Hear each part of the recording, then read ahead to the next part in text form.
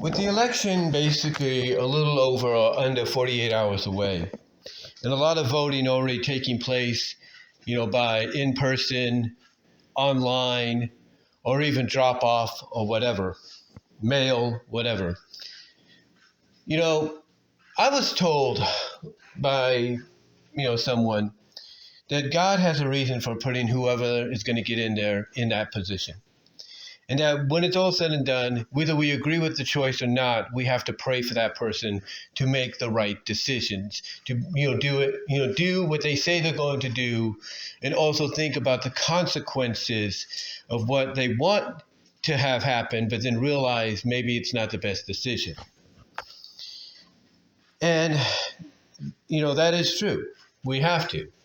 We may have not liked the fact that Biden was, in charge for a while, but we had to pray for him. God put him in there for a reason. We had to pray for him. And obviously God's reasoning in many people's eyes was, for Biden being in there was to show that maybe he wasn't really meant to be there. And now the truth is starting to slowly, rear its head.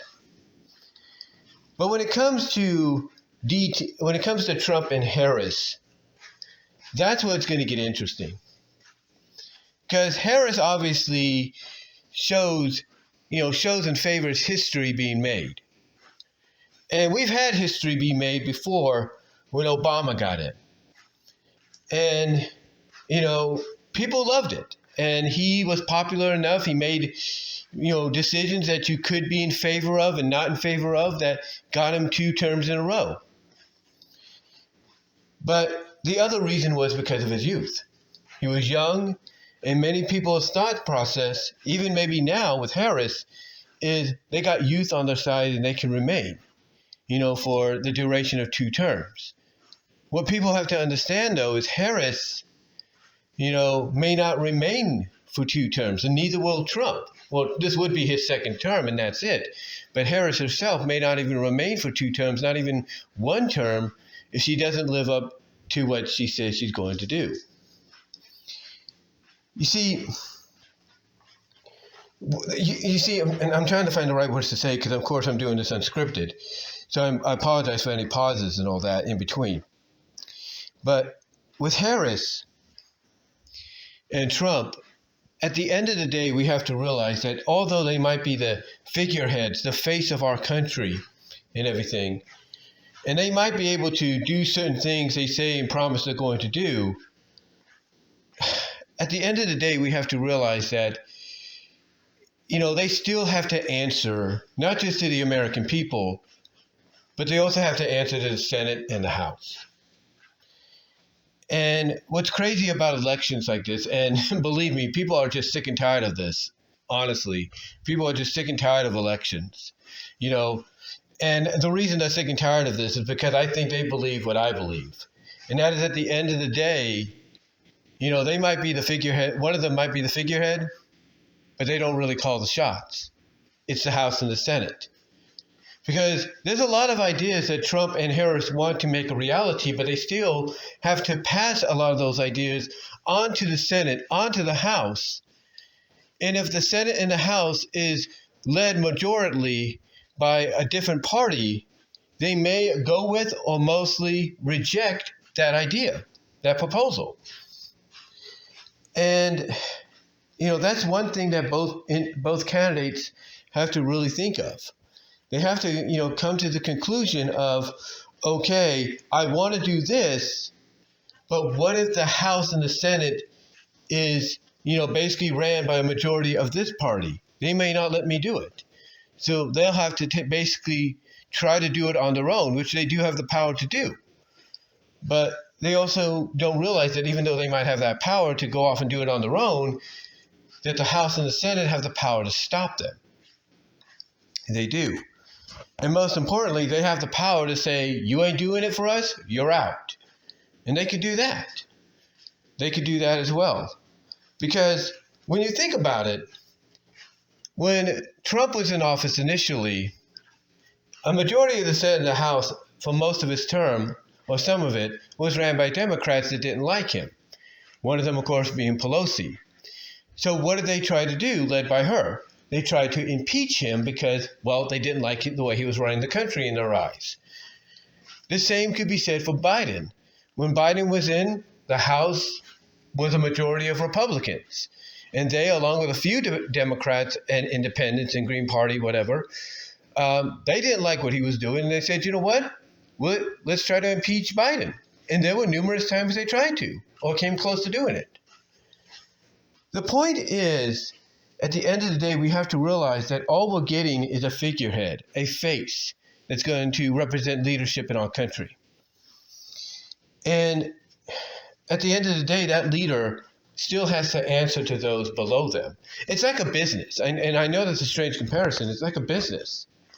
You know, when you're the owner of something, you know, you're like the chairman, you're the boss, you're the chairwoman, you're the boss. Below you is a group of people voted in that work for you, but also, despite the fact that you could fire them if you feel like they're not doing the job you want them to do, they together, you know, could vote you out because they feel you're being incompetent, you're not being the leader they want you to be. And we have to realize that.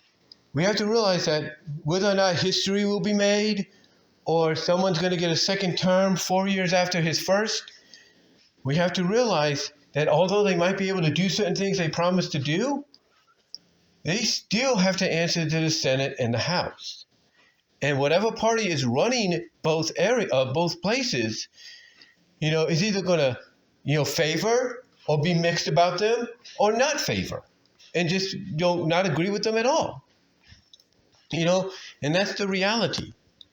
That's the reality. And the one thing both these candidates have to realize, or actually numerous candidates, because there is more than just the primary two. You know, there's Kennedy, there's Stein, there's another one. What all of them have to realize is that whoever gets in, they are going to be under a microscope that first year. From the moment they get sworn in January, they are going to be under a microscope. They are going to be under a microscope, and people, especially I should say, trying to find the right words, especially by the party that runs the Senate and the House.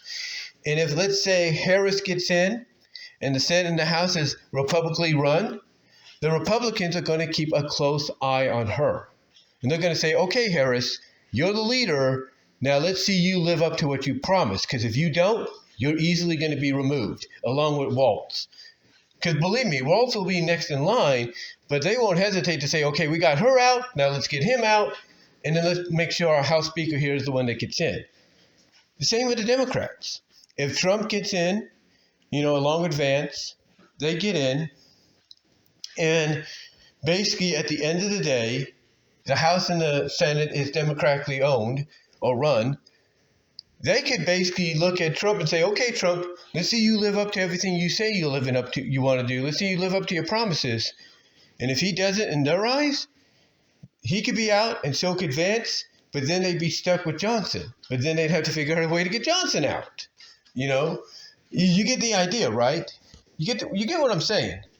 Basically, when it's all said and done, at the end of the day, whoever gets put in the Oval Office, the first thing they're going to have to realize, is that whoever is running the Senate and the House, and they better pray that it's their own party, but if it's not, and it's the opposite party, they better pray and hope that party, you know, isn't very hesitant and trigger happy to want to remove them. Because if I'm Harris and I realize, hey, I might get in, but I might be dealing with a Republically led and run Senate and House. If I'm her and I'm Waltz and I'm their team, I'm like, okay, I promised to do this. I promised to do that. I got to make sure I do it in my first year or two, or else they're going to remove me. The same with Trump. Trump has got to realize, him and Vance have got to realize, and their team have got to realize, he gets in, but if the House and the Senate is democratically run, it's going to be like, okay, how do we deal with this? How do I make sure that they don't try to oust me, you know, once again? And he's going to have to live up to everything he says. And he may, and this goes for both of them, may have to agree with certain decisions that that party wants to make, wants to have made, whether he likes it or not. Same with Harris. And I do apologize for that notification there, a vibration notification, because I'm recording this on my phone. But same with Harris. Harris will have to realize, okay, if I don't want any scrutiny, I don't want any controversy, I want people to side with me. I want to, basically lead by example by saying I am going to make this about unity and da-da-da-da-da. Then she's got to basically live up to everything she says. She's got to use that first year to do what she says she's going to do. She's got to basically use that first year. Same with Trump. They got to use the first years in office to win the people over, and the American people over, and mostly win over those running the Senate and the House, no matter what party they are. And if it's Republican and Harris is in, she's got to do her best to win them over and win their trust.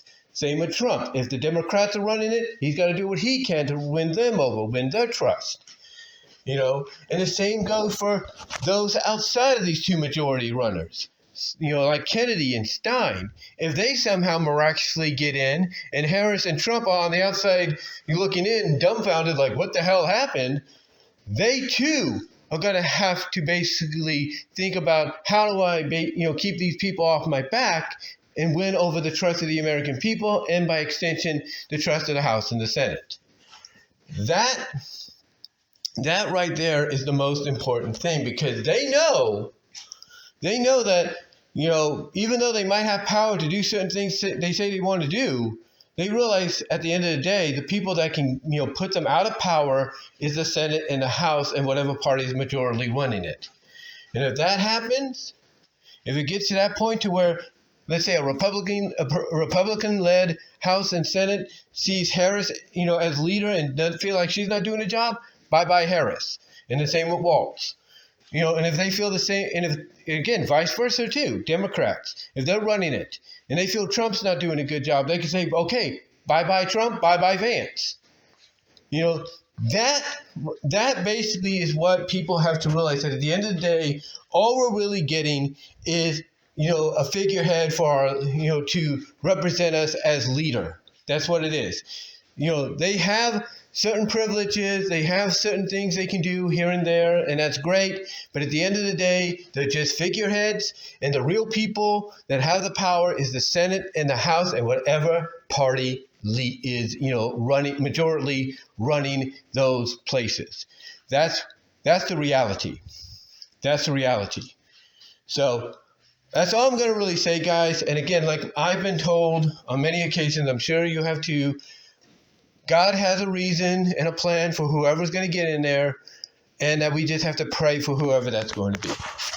But let me know what your thoughts are, guys. Comment down below, like the video, ring the bell for notification, click on the links in the description. But let me know what your thoughts are on all this. And until then, I am out.